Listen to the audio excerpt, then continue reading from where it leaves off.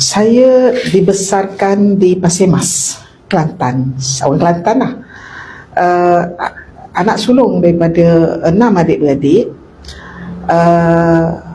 Kemudian saya bersekolah di sekolah rendah Sultan Ibrahim I. Kemudian berpindah ke sekolah menengah sekolah menengah Arab Pasir Mas. Di pertengahan tingkatan 2 saya ke Selangor mengikuti ayah saya yang terpaksa mengajar di Akademi Islam.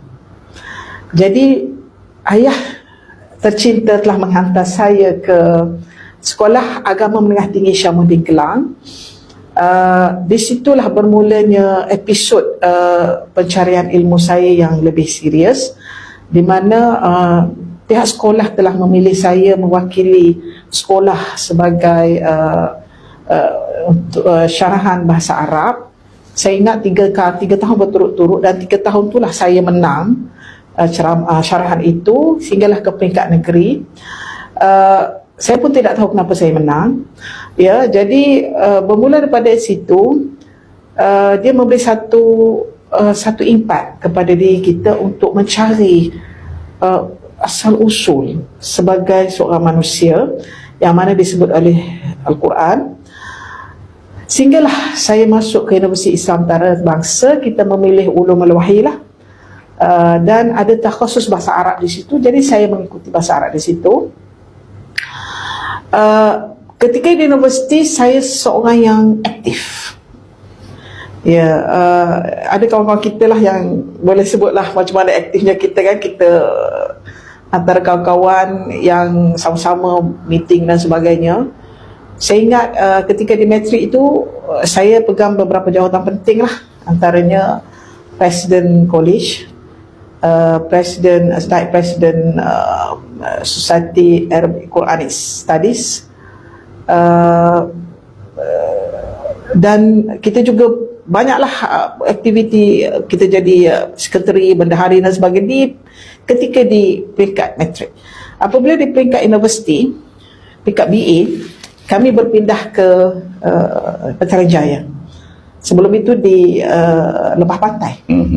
Ketika di Petaling Jaya, saya juga aktif. Bila kita aktif di matrik, mereka sini-sini sudah nampak kita.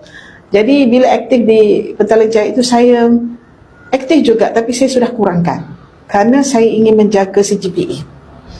Ya, kerana kita dapat tahu daripada senior, CGPA kalau dah tahun 3, CGPA anda tidak akan naik dah. Susah sebab subjek sudah banyak. Jadi ketika tahun 1 dan 2 itu saya bertukus lumus. Apabila saya dapat capai apa yang saya nak di CGPA itu, saya dah kurang ya dengan aktiviti, tapi pihak universiti masih lagi melantik saya sebagai Presiden College Zainal Al-Ghazali di matrik ketika itu, dan Presiden College Aisyah ya di Petaling Jaya. Hasil daripada pelibatan kita di dalam aktiviti, kita juga dipilih untuk mewakili syarahan, bukan syarahan, debate bahasa Arab melawan Akademi Islam, dan pihak UAE menanglah pada ketika itu. Bermula daripada itu, dia beri satu semangat untuk mencari baca kitab-kitab Arab. Itu. Di samping itu, ayah saya ketika itu adalah pengajar di Kuliah Undang-Undang Universiti Islam Antarabangsa, sentiasa memberi galakan kepada saya untuk mengkaji kitab-kitab Arab. Dia kata kamu kena tahu di mana kitab-kitab Arab yang bidang kamu. Dia kata kepada saya, supaya bila kamu pergi di library itu, kamu boleh ambil terus. Jadi kerja saya, Cik Mat, saya di dalam library ketika di PJ pun. Dan ayah saya, dia mempunyai niat yang baik untuk saya. Dia minta saya cari kitab-kitab yang dia akan mengajar, yang ayah saya akan mengajar. Jadi kitab-kitab tafsir tu, Wahbah Zuhaili, kitab tafsir Tabari, apa semua tu, saya tahu ketika saya di peringkat BA lagi. Jadi saya pinjam, dia kata kena pinjam, dia kata Salihah kamu kena pinjam sekian-sekian, Baba nak. Jadi itulah kerja saya. Jadi saya, dia kata sekian, dah photostat muka surat sekian. Saya usaha. Dan sebenarnya saya masa tu, kenapa ayah saya suruh saya cari kan? Rupanya dengan cari itu saya rupanya baca bila saya mencari muka surat itu. Dia kata daripada muka surat itu ke sini, fotokopi. Muka surat depan tu, dia punya cover tu jangan tinggal. Jadi saya memang ingat.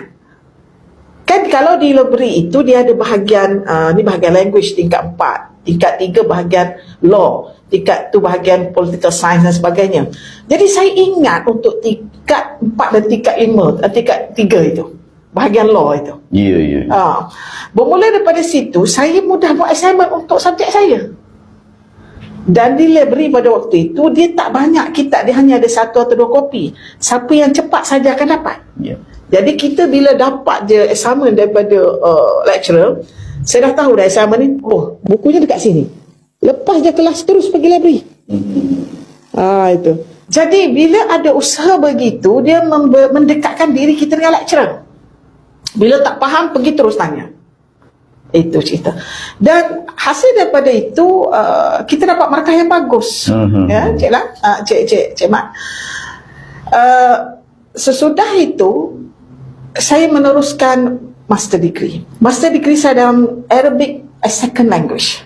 Sebenarnya ketika itu tidak ada banyak pilihan.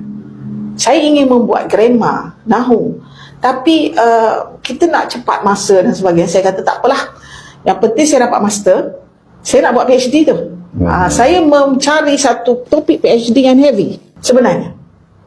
Ya.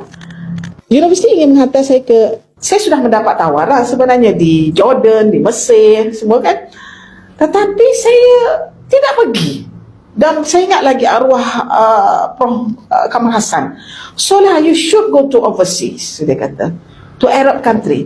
Yes, I want to go there. Tapi kan, walaupun kita nak, Allah kata, duduk kat sini saja. Saya pun tak tahu apa hikmahnya. Saya terus je. Dan kebetulan, ramai lecturer daripada luar negara yang bidang saya boleh isyraf kita. Jadi, saya teruskan saja master itu. Dan lepas master, terus saya buat PhD. Masa buat PhD itu, saya, pihak universiti memang suruh pergi luar negara.